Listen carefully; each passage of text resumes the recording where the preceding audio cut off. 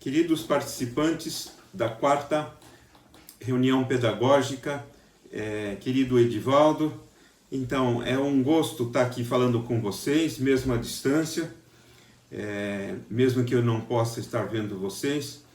É um prazer, espero que vocês tenham tido uma boa semana de prática, de experiências, de reflexões, e me cabe agora fazer uma fala de 30 minutos e sobre a problemática da educação infantil na era digital.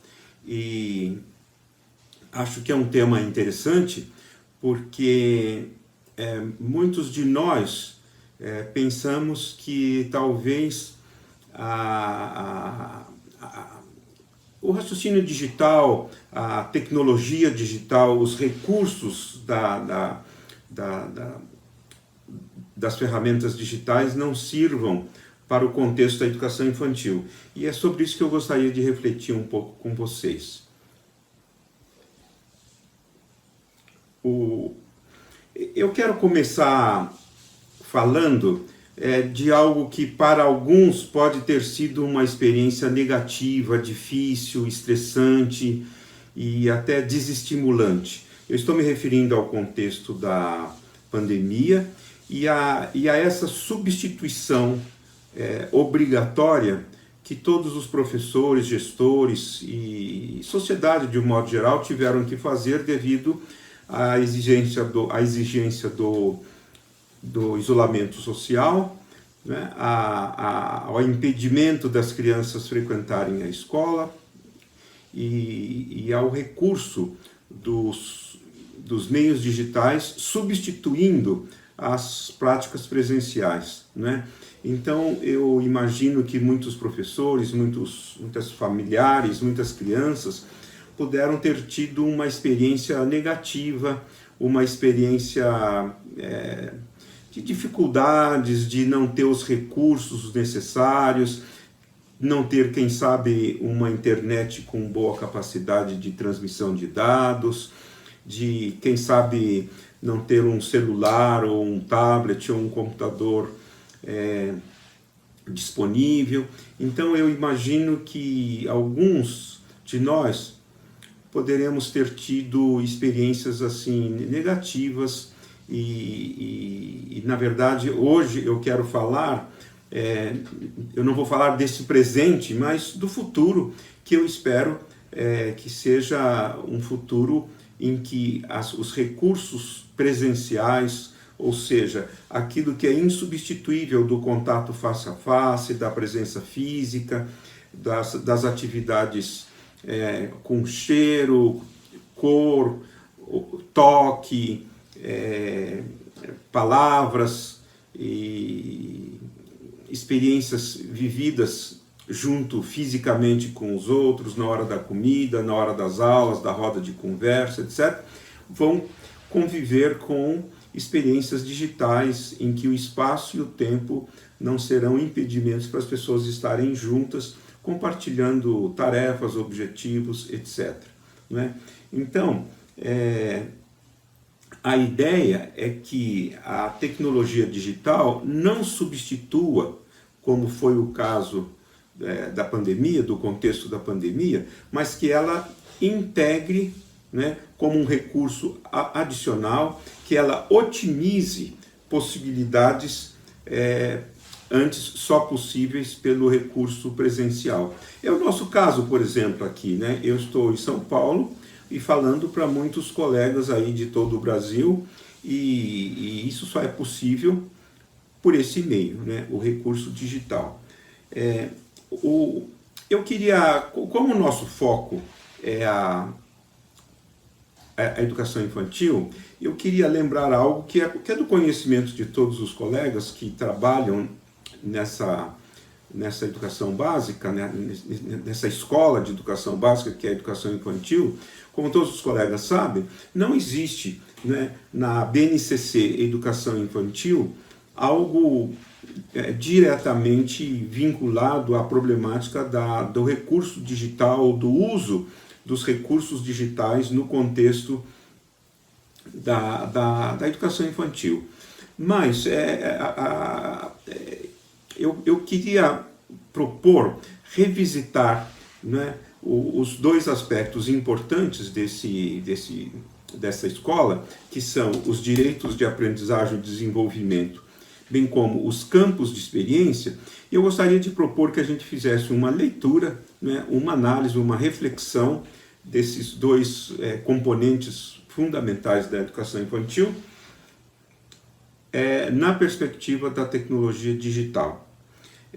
Eu queria também comentar com vocês sobre essa modalidade chamada de ensino híbrido ou blended learning no contexto da educação infantil, porque de fato essa vai ser a nova realidade da prática do magistério da agora para frente, né?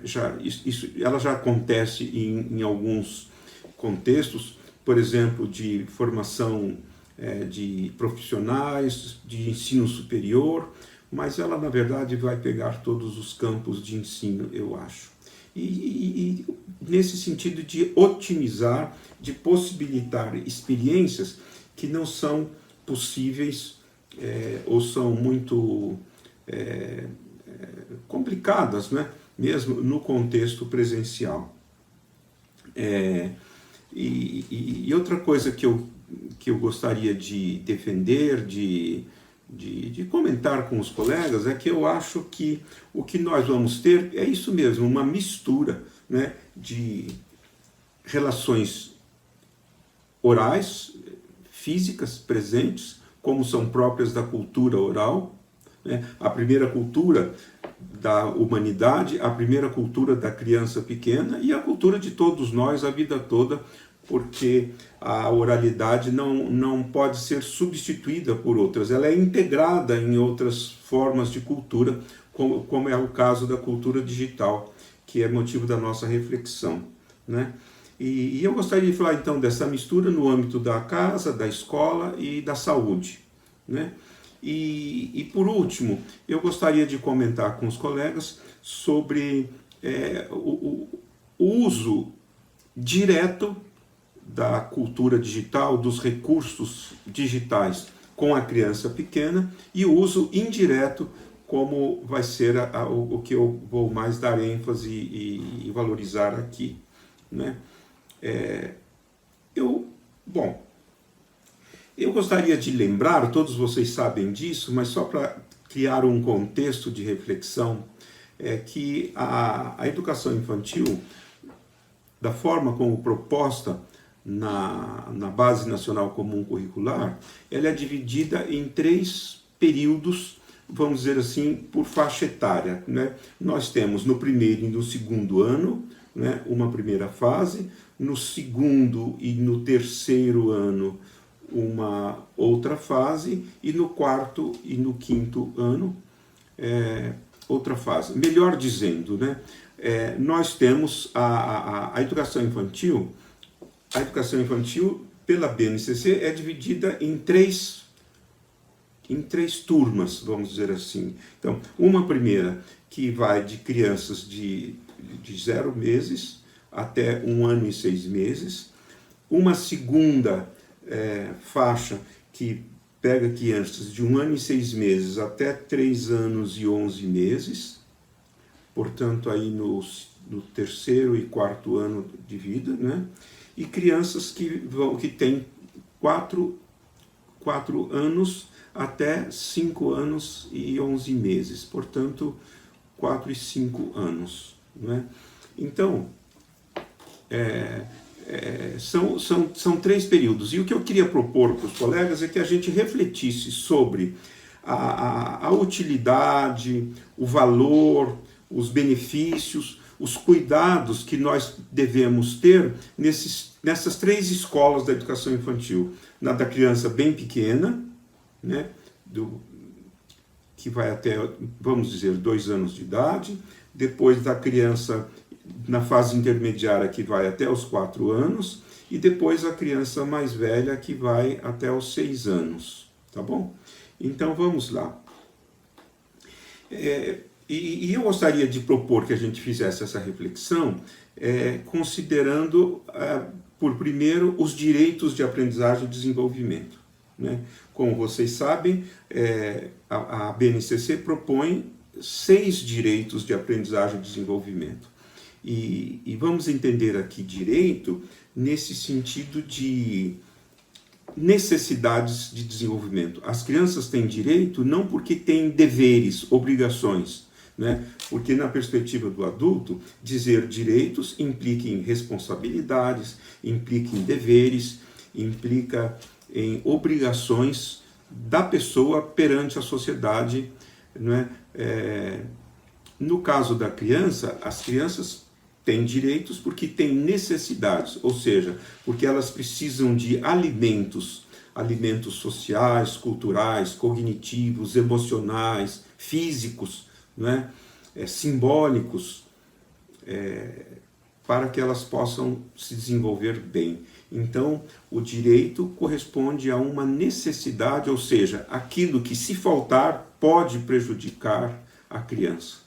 Então, nesse sentido, o nosso ponto de vista é que a cultura digital ela possa otimizar, né, a oferta desses direitos, desses estímulos, desses aspectos tão importantes ao melhor do desenvolvimento das crianças, ao ótimo das suas possibilidades de desenvolvimento. Então, o primeiro direito se refere ao conviver, né? Entendendo por conviver, né, o viver junto, o compartilhar experiências em comuns, né, o se conhecer, né? Quem sou eu? Né? Essa é uma grande pergunta da criança pequena. Quem sou eu? Né? Qual é o meu corpo? O que eu sinto no corpo? Né? O que são as minhas mãos? O que são meu rosto? O que são meus ouvidos? O que é a minha boca? O que são as pessoas com quem eu convivo e de quem eu dependo para a minha sobrevivência? Pessoas tão importantes para mim. Que língua é essa que meus pais, meus professores falam, que eu escuto as pessoas ouvirem? Enfim, a criança formula muitas perguntas, tem muitas curiosidades, né, relativas a essa experiência de conviver com outras pessoas, conviver consigo mesma, não é? Brincando com os objetos, comendo, tomando banho, sendo trocada de roupa, dormindo, enfim, sendo movimentada pelos pais e pouco depois correndo, pulando, saltando, empilhando objetos, fazendo brincadeiras, cantando, enfim. Então, o conviver é um direito, né? As crianças precisam de interação, né? Porque o fator ambiental, o fator social, o fator cultural, a presença do outro é um alimento fundamental, sem o que a criança se desenvolve mal. Então, a pergunta todos nós sabemos da importância da convivência nesse sentido físico, nesse sentido de proximidade física, espacial, no sentido da cultura oral, de relação face a face, carinhosa, afetiva, cuidadosa, etc. Sabemos também do quanto, né, relações abusivas, o quanto formas agressivas, o quanto a indiferença, o quanto a permissividade, o quanto o não olhar, o não escutar, o não falar, o não cuidar bem, podem prejudicar a criança, prejudicar o seu desenvolvimento, né? Agora, o que eu acho é que a cultura digital não substitui essa convivência física, sensorial, motora, simbólica, né? Pautada pela cultura oral. Ela não substitui, por impossível. Mas ela pode otimizar, ela pode valorizar. Por exemplo, né? Muitos pais trabalham fora e eles podem, quem sabe, gravar pequenos vídeos eles podem conversar com a criança de longe e fazer pequenas mensagens, né? Eles podem deixar um vídeo gravado, eles podem, junto com a criança, né, olhar pequenos filmes, brincadeiras, podem conversar com parentes, os avós que de repente não moram na mesma casa, estão longe, enfim. Então, os pais podem, junto com as crianças, compartilharem experiências, né, via recurso digital, e que pode permitir que a convivência dela seja não só materializada pelo recurso físico direto, né, sensorial motor, simbólico, oral, mas também pelo recurso digital. Por exemplo, brincar, né? Que é outro direito. Todas as crianças precisam de brincar. Brincar, na verdade, é um direito de todas as crianças, quaisquer que sejam as circunstâncias da sua vida. Na doença, morando em situação de guerra, e qualquer que seja a situação, na escola, em casa, na cidade, enfim, as crianças precisam de brincar. O brincar, ele não é só um passatempo. O brincar não é só um passatempo. Ele junto com as atividades do cotidiano, ele enriquece a criança. E o brincar é importante porque ele proporciona às crianças uma relação e um conhecimento com objetos. Em brincando com objetos, as crianças podem saber sobre características do objeto, cor, forma, temperatura, cheiro, gosto, né? E do ponto de vista delas, coisas que elas podem fazer com eles, né? Empilhar, esconder, bater, não é? Depois inventar histórias, combinar objetos, né? As crianças brincam com outras crianças, e em brincando com outras crianças, elas compartilham experiências comuns, né? Elas até podem disputar, né? E até precisar de uma mediação do adulto na gestão dos conflitos que aí se cruzam, mas não tem importância. O fato é que brincar com outra criança é uma experiência fundamental para a criança pequena. E, por último, né, o brincar com os adultos. E eu fico pensando assim, a brincadeira com os adultos tanto pode ser oral, né, física, né, o adulto brincando com a criança, contando história, cantando, brincando de roda, enfim, simulando situações, usando objetos para fantasiar coisas, etc.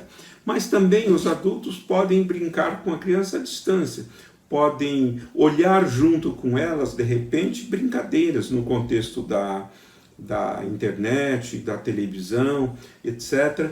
E podem, pouco a pouco, né, ir marcando, né, aquilo que vale a pena, aquilo que não vale a pena, demarcando tempos, demarcando formas de convivência lúdica da criança num contexto do mundo digital. Afinal de contas, hoje, as crianças nascem nesse meio, né? E elas precisam, então elas têm direito de uma forma regulada, de uma forma pensada, de uma forma boa, elas têm direito a essa experiência. E as crianças participam também, esse é outro direito, participar das atividades do dia a dia, né? Participar das brincadeiras. Então, eu acho que também a cultura digital pode-se recorrer à cultura digital para essas atividades cotidianas, né? Como eu disse, a mãe pode, quem sabe, deixar um pequeno recado, pode mostrar, olhar, por exemplo, fazer comida juntos, né? Olha uma receita, olha um tutorial de coisas simples, né? E brincam no sentido de, em brincando, produzir um alimento, quem sabe montar flores, antecipar visitas a lugares que farão fisicamente, mostrar, quem sabe, a cidade onde mora o parente, a avó, ou etc. Enfim, a criança pode ser apresentada ao mundo digital pelos pais, pelos professores, etc. Né? A criança pode ter experiências de expressão de emoções, de descobertas, né? Enfim, todos esses elementos, o conhecimento de si, por exemplo, a imagem de si, o grupo a que pertence, os álbuns familiares, as fotos, enfim, todos esses direitos de aprendizagem e de desenvolvimento que fazem parte da BNCC podem ter um correspondente, e eu quero insistir nisso, não um substituto, mas um correspondente no mundo digital, de tal forma que otimize, multiplique, né, valorize a experiência relativa à cultura oral que a criança está tendo. Né? E o mesmo nós podemos dizer dos campos de experiência. E nesse sentido, eu sugeriria que vale a pena ler um artigo do professor La Roça sobre experiência. É um texto antigo, uma conferência que ele fez na Unicamp muitos anos atrás, mas é um texto muito bonito em que ele fala o que é uma experiência. Né? Porque muitas vezes nós achamos que experiência é você viver uma situação, é você estar presente fisicamente numa situação. E experiência não é isso, segundo ele, e eu concordo totalmente. Experiência é aquilo que é um sentimento, né, daquilo que nos acontece. A experiência é algo que fica, né, é algo que subjetivamente marca. Né? E a criança pode ter boas experiências, precisa ter boas experiências no campo físico, simbólico, no campo sensorial motor, das relações face a face com os outros, e também experiências digitais, experiências mediadas pela internet e pelas tecnologias digitais, né? Porque esse é o mundo delas, né? Porque isso pode otimizar possibilidades de relações, como eu disse, que não são possíveis, né? E isso vale, por exemplo, né? A criança pode aprender, né, a ouvir pequenos textos, por exemplo, no WhatsApp, os pais podem gravar pequenas mensagens, ouvir com as crianças, ensiná-las a ouvirem, a, quem sabe, até falarem. São iniciações. Eu estou falando muito da presença dos pais, porque, infelizmente, né, acontece, é muito comum que os adultos ficam com as suas brincadeiras, ficam com os seus usos até profissionais das ferramentas digitais, e as crianças ficam com as suas brincadeiras e o uso das ferramentas digitais, os dois separados um do outro, cada qual convivendo com esse recurso, mas de uma forma isolada. E a minha proposição é que é importante que o adulto seja um mentor, seja um mediador, seja um mobilizador, seja alguém que qualifica e quantifica, sobretudo com crianças pequenas, esse tipo de experiência. Né? Há coisas que não vale a pena ver, há coisas que são excessivas a partir de um certo tempo, que podem estressar, podem não ser interessantes para a criança e mesmo para o adulto. Então, que o recurso digital seja uma oportunidade, né, de experiência comum, de fazer algo juntos. Né? É claro que isso implica uma disponibilidade do professor, né, do educador ou dos pais. Isso pode ser feito com uma criança, pode ser feito em pequenos grupos ou em grupos, de diversas formas, mas tudo isso pode ser interessante. Né? Por exemplo, uma experiência que é muito importante no meio digital hoje é a relação com os espaços. Né? Os espaços ficaram ampliados. os espaços ficaram, se pode estar em muitos espaços, se pode adentrar muitos espaços através desses recursos. Os tempos também, né? Nós estamos, eu estou falando ao mesmo tempo com vocês, mesmo que a gente esteja em espaços diferentes, né?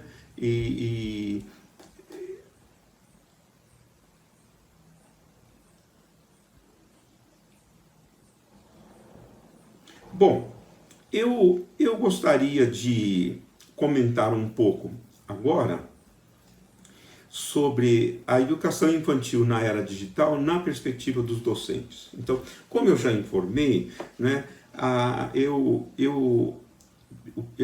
proponho, eu peço que os colegas que eventualmente tiveram uma experiência negativa, estressante, sobrecarregada, exaustiva, né, nesse tempo de pandemia, que não reduzam a experiência digital a este momento, porque de fato ele foi exagerado para muitas pessoas, etc.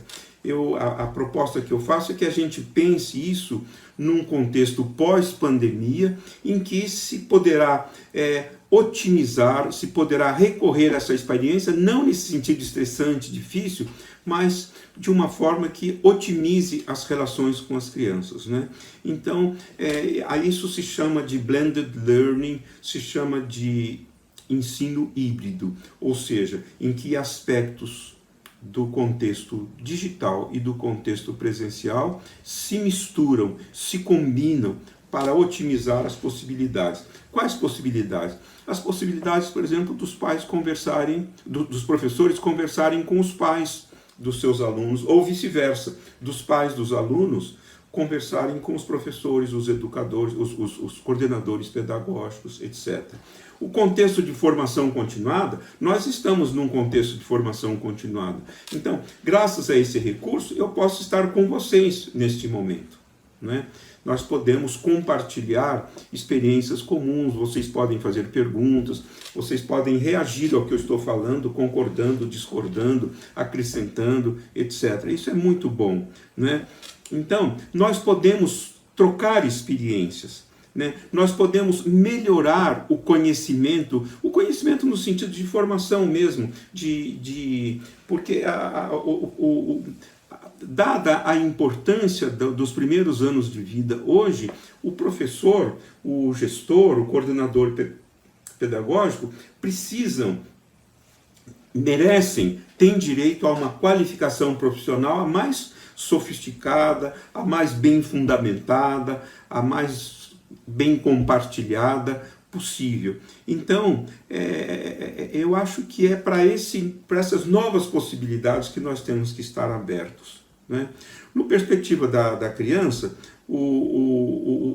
eu queria dizer o seguinte, né? As brincadeiras digitais são as brincadeiras da vez, né? Inclusive, quando as crianças ficam mais velhas, todos vocês sabem disso. Então, os jogos, as brincadeiras digitais, elas precisam ser dosadas, qualificadas, né? Não é qualquer brincadeira que vale a pena, tem um tempo que pode ser excessivo. Então, daí de novo, a importância da curadoria do adulto, seja ele um professor, seja ele o pai ou a mãe, enfim. Mas, agora, o que eu queria dizer é o seguinte, vejam vocês que interessante, né? As brincadeiras tradicionais, que sempre foram transmitidas de uma geração para outra, de uma criança para outra, de uma criança mais velha para uma criança mais nova, agora precisam ser cultivadas, cultuadas, enquanto memória sociocultural pelos adultos, pelos professores. Então, nós podemos inclusive recorrer, né, à cultura digital, ao meio digital, para falar das brincadeiras tradicionais, né? O jogo de bolinhas, brincadeiras com bonecas, brincadeiras de roda, brincadeiras antigas, brincadeiras que são próprias de diferentes culturas, e se pode recorrer então a esse novo recurso para falar sobre essas coisas, né? Então, outra coisa que eu quero também mencionar, né, é que as crianças imitam os adultos. Então, muitas vezes os adultos se queixam, né, até com razão, do mau uso que as crianças fazem do recurso digital, do uso inadequado, impróprio, por exemplo, na hora do almoço, na hora de dormir, enquanto está conversando com outras pessoas, etc, etc. E nós adultos não percebemos que nós também fazemos isso. Porque essa justificativa, eu estou atendendo o celular na hora do almoço porque é um motivo de trabalho, ou seja, tem uma razão superior, etc. Na verdade, se a gente souber gerenciar o uso do recurso digital, nós podemos, né, preservar momentos em que a gente não use isso em favor do estar junto, né, em favor da atividade, né? Então, as crianças imitam os adultos. Então, a proposta que eu faço é como é que o professor, como é que o gestor, como é que os pais, né, como é que cada um de nós utilizamos o recurso digital e somos, nesse sentido, bons ou maus modelos para as crianças, né? E por fim, eu não vou poder desenvolver agora, mas eu gostaria que no tempo que nós tivermos aí de conversa, que eu falasse um pouco sobre, eu gostaria de falar um pouco sobre 3 autores, né? Bronfenbrenner, Piaget e Lazarus. E esses 3 autores podem nos ajudar a compreender diferentes aspectos, né, relacionados à criança, aos seus processos de desenvolvimento, às suas relações com o mundo, às suas relações com outras pessoas e, no nosso caso, as suas relações com o contexto digital. Então, é o que eu tinha para dizer para vocês aí nessa meia hora de conversa. E eu espero então que as nossas discussões, os comentários de vocês, as dúvidas, as críticas, as discordâncias, a gente possa lidar com elas agora no tempo que nós temos de discussão. Então, um abraço para cada um de vocês, para todos vocês, e muito obrigado por essa oportunidade de estar aqui compartilhando essa 4ª semana da rede pedagógica, esse 4º encontro da rede pedagógica. Um abraço e tudo de bom.